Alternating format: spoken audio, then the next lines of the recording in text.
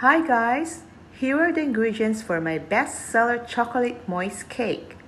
1 3/4 cups of flour, 3/4 cup of cocoa powder, 2 large eggs, 2 cups of white granulated sugar, half cup of vegetable oil, I'm using canola, 1 cup of buttermilk, 2 teaspoons of baking soda, 1 teaspoon baking powder, 1 teaspoon of salt, 2 teaspoons of vanilla, and 1 cup hot strong coffee.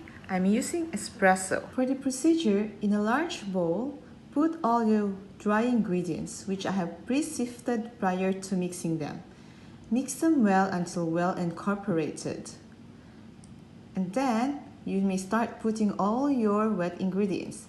Buttermilk, eggs, oil, vanilla. Then mix them well until well incorporated. Make sure do not overmix. As you can see, I'm only using my whisk, but you can also use your stand mixer or your electric hand mixer. Once you incorporate the ingredients, lastly, you will add your hot, strong coffee. Don't you worry guys, it will not make your cake taste as a coffee, but instead, it will intensify the chocolate flavor on your cake batter. Once all ingredients are well incorporated, you may now pour it to your prepared pan. I'm using 8x4 and 8x2 pans.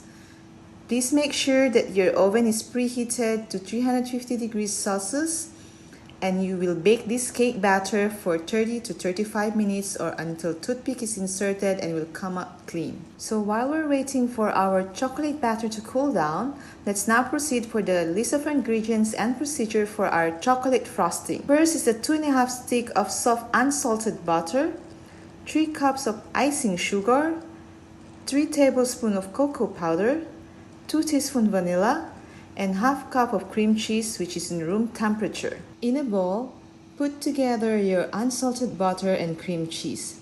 Make sure they are in room temperature. I'm using my hand mixer to mix my frosting.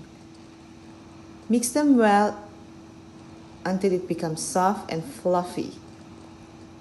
Don't forget to scrape the side of your bowl to make sure they are well incorporated. You may then gradually add your icing sugar. Be careful guys, you don't want all the icing sugar dust on your face and on your working table. So once you put in your icing sugar, start at a very low speed and then gradually increase the speed until it becomes well incorporated. Once your frosting is soft and fluffy, you may then add your cocoa powder and your vanilla essence. Mix it again until 2 to 3 minutes or until the desired texture of your frosting is reached. Once your frosting is ready, you may then assemble your cake by putting a generous amount of your frosting to your cake batter.